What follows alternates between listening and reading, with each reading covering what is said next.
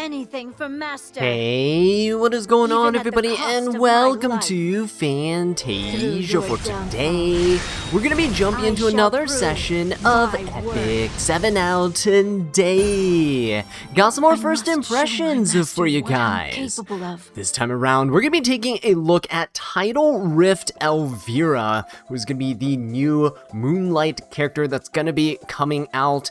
And my god, is her art just, well, very much bait, as we can see here.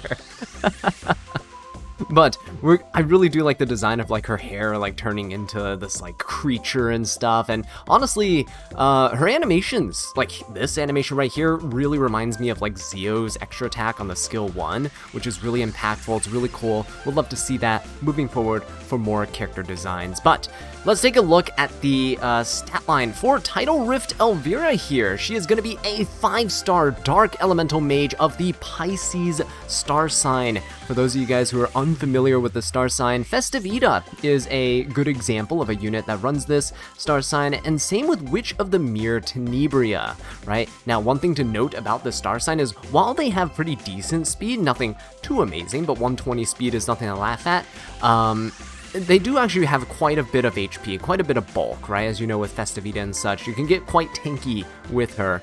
The only issue is that this star sign doesn't have any effectiveness awakenings. As you probably know from using Witch of the Mere Tenebria, it's hard to build effectiveness on these types of units without sacrificing like a ton of other stats, right? But the good thing is she does have an imprint concentration for effectiveness, unlike Witch of the Mere Tenebria, who concentrates into HP, so that could help her out a bit, especially since she will be revolving around some debuffs, right? But Tidal Rift Elvira shouldn't be too difficult to build, and we'll see later. It's very straightforward. Her skill 2 here is a passive ability called Craving Affection, and it says, at the start of battle, grants Engulf. Engulf is an undispellable buff that increases effectiveness and critical hit resistance by 100%. Additionally, upon receiving lethal damage, grants Cascade to all allies and is dispelled. That's insane. This right here already makes up for the fact that she doesn't awaken into effectiveness. The fact that she gets bulk and speed from her star sign is great. She gets 100 effectiveness for free, just kind of like RNL, right? Except you don't even need to scale with speed or anything. Straight up 100 effectiveness. And just putting ML Landy kind of out of a job here, right? Increasing critical hit resistance by 100%. You'll never get crit. You'll just straight up never get crit unless you're fighting a unit that guarantees crits all the time, like when they attack, right? And those units are not very common, just keep that in mind. There's an undispellable buff. It's not like you can just stop this thing here, right?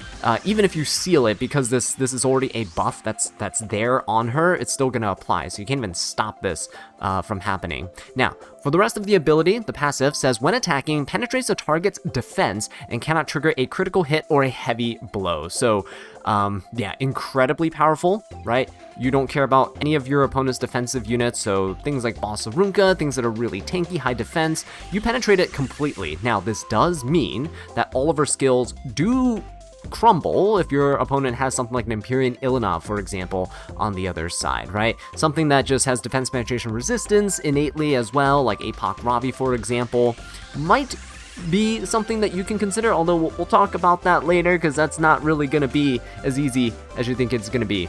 Now, after an ally uses a skill, for each debuff inflicted on all enemies has a 25% chance to increase combat readiness by up to 15%. Now, it's worded a little strangely here.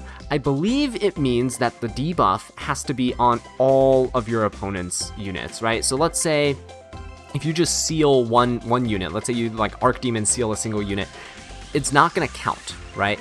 I don't think. So if there's a seal, the seal has to be on all 4 units on the opponent's side, or if there's an unbuffable, or if there's an attack now or defense break, right? So for example, New Moon Luna here, putting the seal and the unbuffable on the opponent's team, that is 2 debuffs that everyone on the opponent's team shares. And that means that your Elvira, as you can see here in the combat readiness on the left side, she's jumping up, right? Combat readiness here.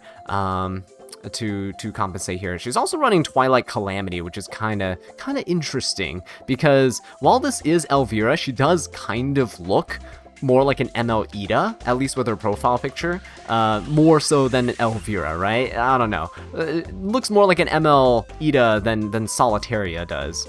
Okay, anyway, moving on, we have her skill 3. It's an active skill, so Wave of Curses. Has a 35% chance to inflict curse on all enemies except for the target for 2 turns before attacking the enemy, and increases combat readiness of the caster by 50%. When the caster is granted Engulf, effect chance is doubled. Now, really roundabout way of saying, hey, you basically have a 70% chance to inflict curse because you're starting the match with Engulf, right? The main thing I think about this is that if you revive the Elvira, for example, you're not going to have Engulf because it's only granted at the start of the battle. Although if you do use something like Wretched Rose, who I still am not able to summon through the Galaxy Summons lately, still trying, but if you have Wretched Rose, you could time rewind back and then give her the buff again, right? So that is something that you could do, but you have a 70% chance to inflict this curse. It's cool because we're finally seeing curse after all these waves of buffs and tweaks they've done in the past. Really only Melissa had this as a debuff, and now we're finally seeing another unit have it, but it's AoE. Curse also now works with AoE damage, by the way, which is absolutely crazy.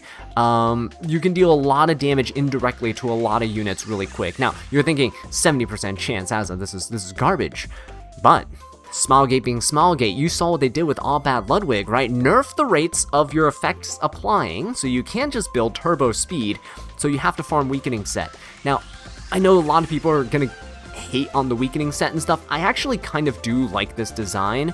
It forces you to not run Speed Set. It forces you to not run like a 300 speed Elvira that can just demolish everything, and it kind of balances out a little bit because you trade off the speed for this extra chance to land debuffs for the consistency, right? You definitely want consistency on a unit like this. You could run her faster and just run her for damage, for example, but these debuffs are actually really nice, and she gets the free effectiveness to utilize them. With Weakening Set, you gain 15% chance to inflict debuffs and such, so this will actually become a 50% chance to inflict curse, and then when you have Engulf, it actually doubles that chance. They mention it in the video here, so you will have a 100% chance to AoE inflict curse on everyone except for the target that you're attacking, right? So the damage you do to that target, that single damage, target damage to the target here, it will be spread to everyone, which is kind of cool. As you can see here, she's attacking the Dragon Bride Senya, 17k damage there, and boom, look at the curse, guys. Look at the curse dealing all that damage. RNL taking a little less because she had the barrier to protect her, but look at all that damage. 12k damage to everybody else, right? Because curse does a percentage of the damage to whoever has it. So yeah, that's really, really good. So we'll see. This Elvira also has 18k health, so quite tanky, right? You can run her defensively, they're showing here as like a turn 2 team, which is kind of cool. We'll watch the whole combat demos later on, but yeah. Skill 1 is also an active skill. It's a Rift Cleave. Has a 75% chance to inflict seal on the enemy for 2 turns before attacking. When used on the caster's turn, has a 40% chance to activate Twisted Strike as an extra attack. Twisted Strike attacks all enemies, absorbing some of the damage dealt as health, and has a 35% chance to inflict fear for 1 turn. When the caster is granted Engulf, effect chance is doubled, right? So again, like we saw with the skill 3 here, running Weakening Set is going to be really good, right? It's going to be super good. The Weakening Set is going to be increasing this 75% chance up to a 90% chance, because you get that plus 15% there, which is nice. Oh, actually, hang on. This should be, if we see the effect, although this isn't, they're saying down here it's a 75% chance. I believe with the effect chance thing here, the skill enhance, it might be up to an 85% chance. This is a little bit weird that they didn't mention that down here. Maybe it's just a fixed 75% chance. Either way, Weakening Set will help with this. It will either get to a 90% chance, or I think with this enhancement here, this should be 85%, and then it should be 100%. Either way, 90 to 100% to inflict seal is really strong before you attack, kind of like Shepherd of the Dark DN, but this is obviously a single target skill here. And you can't use counter or anything like that on her. They really don't want you to do that. They're saying use weakening set. So when you use this on your turn, right, you have a 40% chance to activate Twisted Strike as an extra attack. So you can't do like what Ice Shoe used to do, for example, where you skill 1 into like a skill 2, right, the extra attack, or the Charles, right, skill 1 to a skill 2 extra attack. They don't want that going on with counter sets and stuff. And so Twisted Strike is pretty decent. You do need a bit of speed to kind of turn cycle, which weakening set does allow you to have, but absorbing some of the damage dealt as health is really good, especially because you can't get crit anyway. That is just incredibly powerful to have. Now, you have Curse, and you have Seal, and you have Fear. This 35% chance to inflict fear, by the way, the effect chance is doubled. So again, you get 15% extra with the weakening set. So this will be a 50% chance to inflict fear, and then you double it, and it's a 100% chance. So you basically run weakening set, you have a 100% chance to land all your debuffs here, right? I'm pretty sure the Seal gets this extra 10%, so it should be a 100% chance to inflict Seal as well. But yeah, the soul burns, none of the soul burns ignore effect res, by the way. None of them like ignore that. So your opponents can still 15% your debuffs. However, you can soul burn to guarantee your Twisted Strike, which is probably a good idea because you want to get that HP back, right? As you're kind of tanking your opponents and stuff, depending on how you play. I kind of like that this design does open her up to being used in different team comps. You can run her tankier, you can run her faster. It all depends on how you play. So would love to see which one she ends up favoring more. There always is a playstyle a unit tends to favor a bit more. But Elvira here is going to be available for summons on July 16th, which is going to be in a week. So now that we have an idea of what Elvira does, let's go ahead and take a look at the artifacts that you can potentially consider running on her. So first things first, because she is a debuffer, you could run her purely just for the debuffs and have the rest of your team kind of carry. She does actually deal some pretty good damage though, so I would recommend investing a little bit into that as well. She's kind of weird because you do need attack on her. And the reason why is because nothing in her skill description states that she scales with HP or anything like that, so she is by default going to be an attack scaling DPS unit. You don't need to build crit rate and crit damage and stuff though, because she cannot trigger critical hits, which is good. Makes her a bit easier to build. Speed, effectiveness, attack, not even really effectiveness because you get the free effectiveness there. A little bit can help though, but then also just running a bit of bulk, making sure that she can stay alive, right? Because her inability to get crit is also a huge boon for her. So when you look at artifacts here, Refracted Desire is the new Fumir artifact here. Actually, it could be pretty decent for her because this effectiveness buff, by the way, could stack with her own 100% effectiveness, right? So you can actually get 150 effectiveness for free without even investing any stats here whatsoever. But this is assuming you take first turn, so your opponent has to be playing really slow to get that type of effect. I think the second part of it is also what makes it so good, is that you can jump up in combat readiness when somebody else takes a turn on your team, right? So if you open up with somebody and you it doesn't even have to be a debuffer, right? I know she gets the combat readiness when you pair her with like New Moon Luna and stuff, but this makes it so you can jump up with Zio, for example, on your team, and that could actually make it really worthwhile to consider. Yeah, another thing that you can consider is, it's a limited artifact, but Fern's artifact does increase your attack, and you do get a barrier to help yourself stay alive. This might be for slower players only to consider. I don't really know how viable something like this is gonna be, but her being a mage does open her up to other standard artifacts too, like Tagahel's Ancient Book, right? To get souls at the start of your match, or if you have Freeren's artifact, you can also run that to get extra souls at the start of your turns.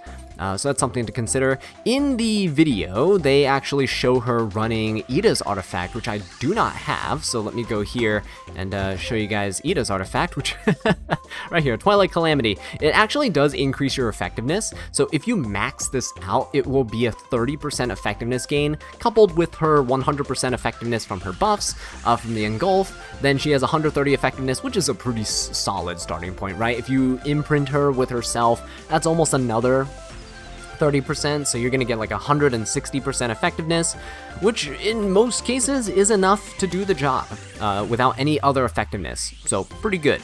This is a really nice artifact for her though, because if you're opening with someone that has a non-attack skill, you can grant yourself a 100% chance to get attack buff for 2 turns. We will take a look at the combat demo in a bit, and you can see that attack buff does make a big difference in her damage that she does because she is an attack scaler. But yeah, also something to consider here. What do I think is the best artifact to be running on her? Well, it is kind of hard to say, depends on your playstyle, because I think she can be used offensively and defensively. Offensively, Twilight Calamity is really solid. If you're playing defensively, I would say, honestly, something like Fern's Artifact might be pretty good to consider. Probably what I'll be testing with her to see if I can keep her alive for longer. She does have the ability to maybe solo teams, as we'll probably see from the video demonstration as well. But yeah, mages, overall, they have some pretty good artifacts in general, just a lot of it's overshadowed by things like Taiga Hell's Ancient Book, for example, right? But yeah, so you can also 100% run things like Abyssal Crown if you're just trying to look for more control, more ability to stun your opponents. You do have AoE attacks, for instance, and so it is maybe worth it, right, with the extra attack on your skill 1 to invest into control if you're playing a bit slower too. So a little shout out to Abyssal Crown for being such a solid artifact there as well.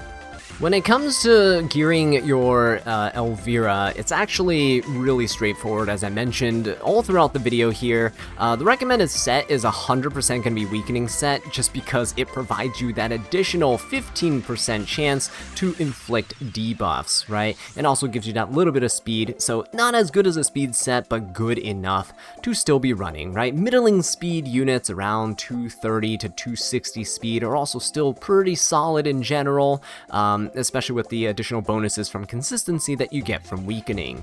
Now, your 2 set piece is going to differ based on what you want, right? You can consider things like hit set, for example, things like HP set, hit set for the additional debuff chance, HP set for additional bulk. Personally, I will always lean toward immunity set here.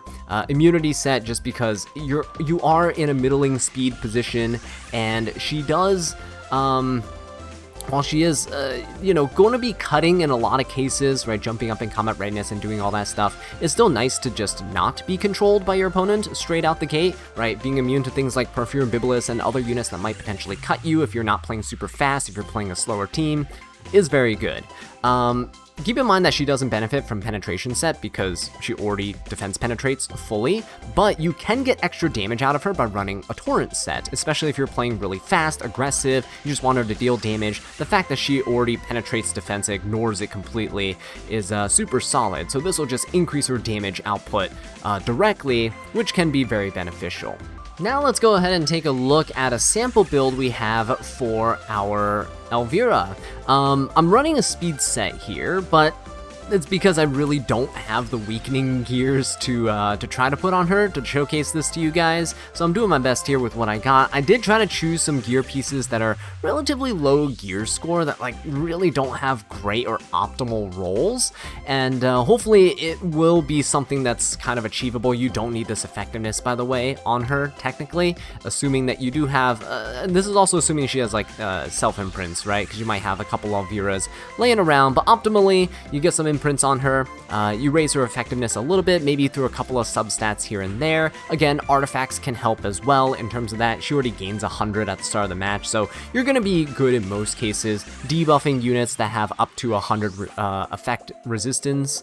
Anything more than that is just going to be a little bit of a gamble, but should still be okay, right? Again, depending on the artifact, it could really help. I'm going for a more offensive, defensive mix of an artifact here with Ferns, but we see here with immunity, and I know the speed set gives additional speed, right? Compared to weakening set, 10% more speed, but that should be mitigated by the fact that we're running pretty janky pieces to showcase the stats to you guys. Again, the speed, middling speed should be okay. If you're running a New Moon Luna, for example, that inflicts 2 debuffs on all of your opponent's units, then you'll be jumping up 30% combat readiness, right? Which means you only need to be like 210 speed to cut.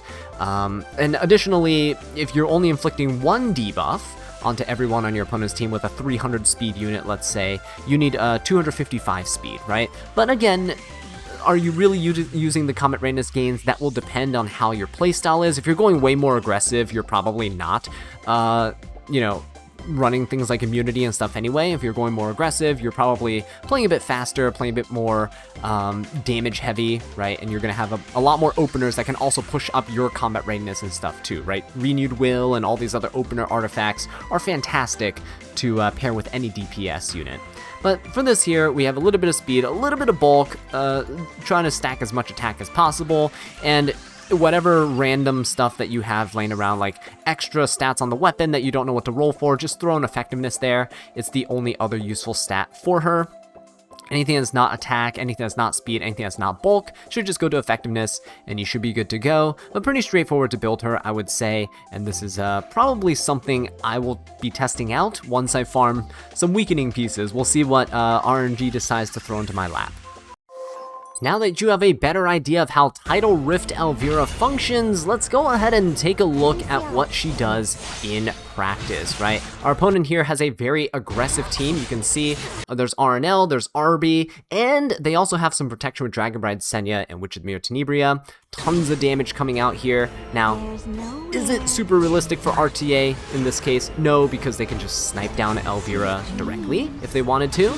But I do want you to notice this, because Elvira can't be crit, right? Look at how little damage is being done here. RNL and RB both stack a lot of crit damage, right? 300, 350 crit damage. That's like tripling the amount of damage that you're going to be doing. So in this case, Christy is also here, giving Elvira essentially a little cheat code, a bunch of resistance, right? So she doesn't get debuffed.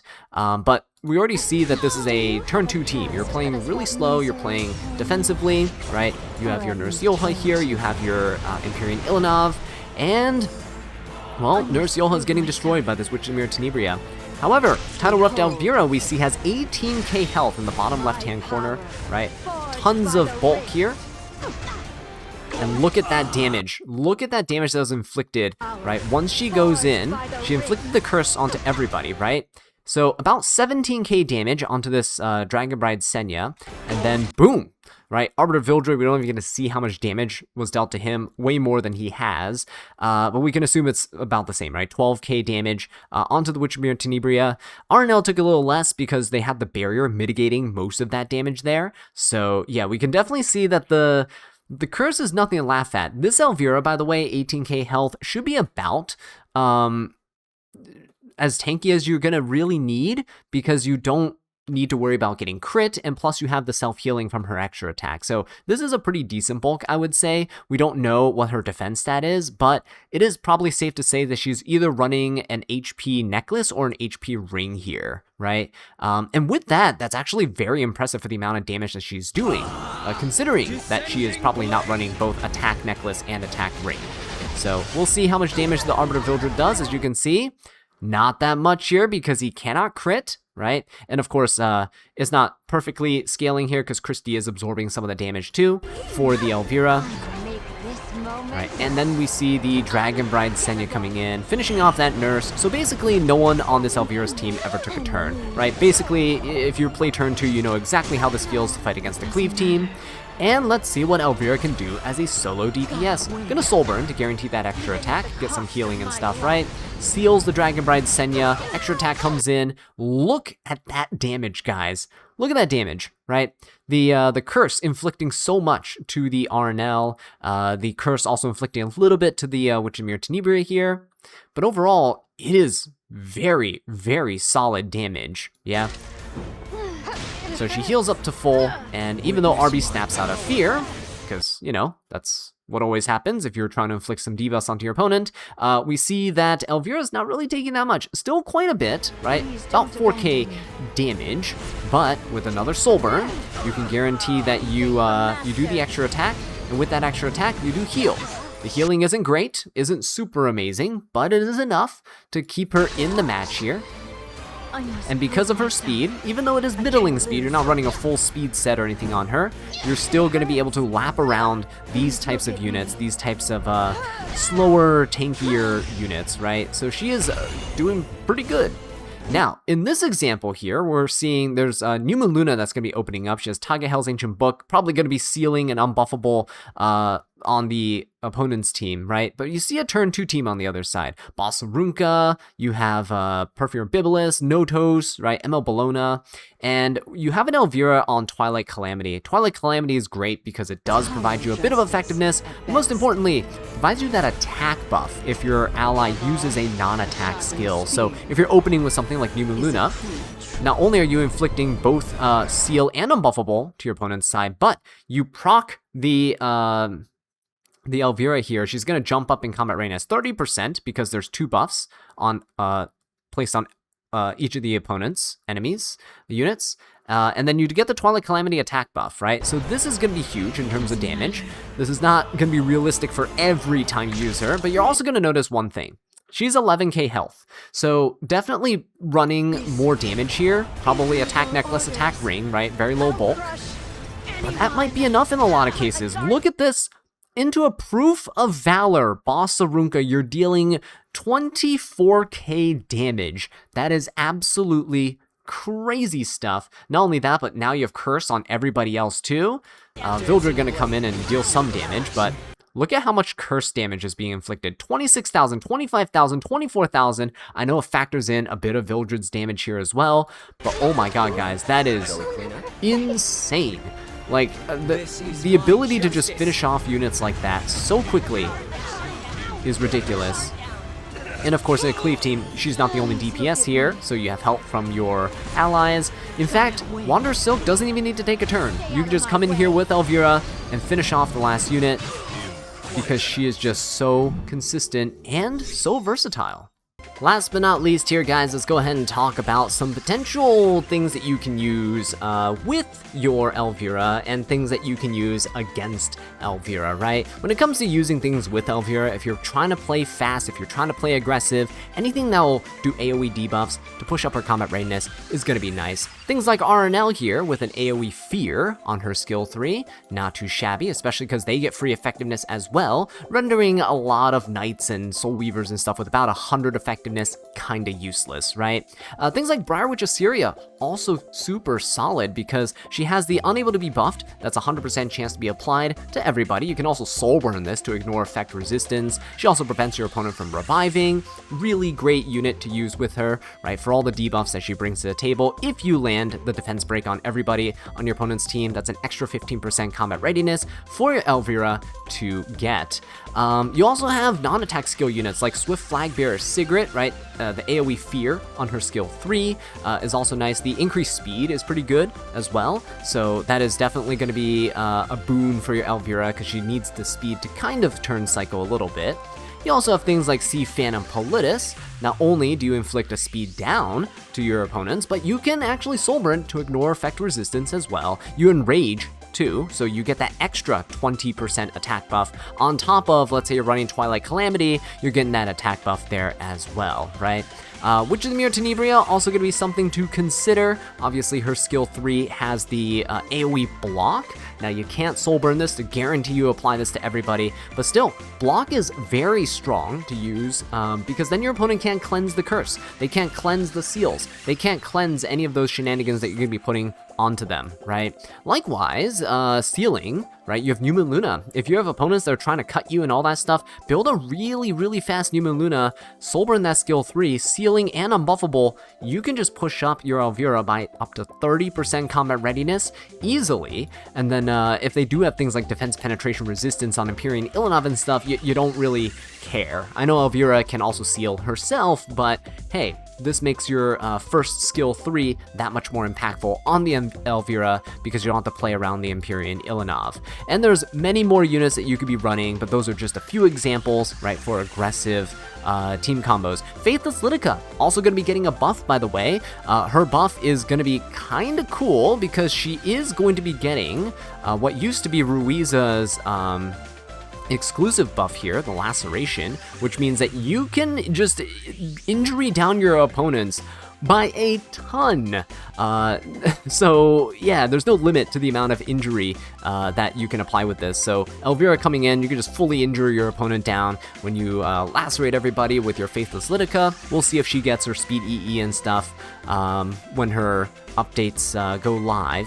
But yeah, that is something else to consider, that the newly buffed units can also synergize quite well with her. Now, when it comes to units to counterplay the Elvira, any unit like Hecate, for example, right, that has this full defense penetration in their passive, right? You see here, when attacking, penetrates target's defense by 100%, cannot trigger a critical hit or a heavy blow. That is easily countered by just picking Empyrean Ilanov. And she is getting a new skin too, so hey, maybe we'll see a resurgence of Empyrean Ilanov in the meta, but Empyrean Ilanov decreasing that defense penetration that your opponent has by 30% is huge.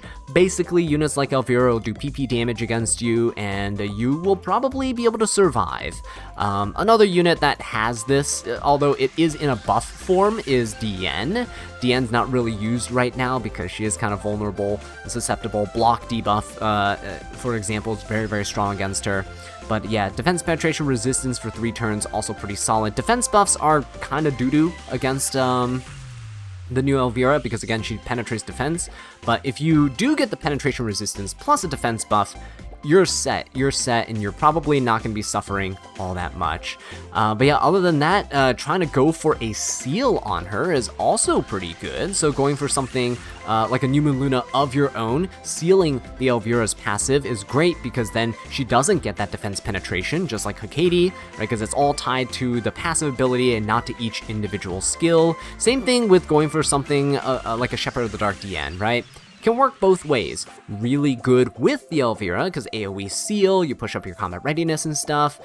So if you do Zeo and you Soulburn, you open up and you push up your Shepherd of the Dark Diane, and she goes and seals everyone with a skill 3, that will push up your Elvira by 15% combat readiness because everyone has a seal on the opponent's team, and then you can just, you know, snowball from there. But Shepherd of the Dark Diane also able to seal the Elvira herself if the opponent's using it, right, against you, and then you won't be able to do your defense penetration, which means you don't do your damage, which means you're not healing back as much, which means you're also just kind of a sitting duck, right, until you get a cleanse. So there's definitely ups and downs with the unit, but I think it probably will lean toward a better unit for offensive play than defensive play, just from my experience with units released in the past. But hopefully she is somebody that can be used in turn 2 teams, because I would really, really like to test her out. And again, if you're unsure about whether or not you should be summoning for Elvira, do be sure to subscribe to the channel so that when she gets released next week, you don't miss out on our playtesting and our final first impressions evaluations after we take her out for a spin. But with that being said, guys, thank you so much for watching. I really do appreciate it, and I'll catch you in the next one. Take care.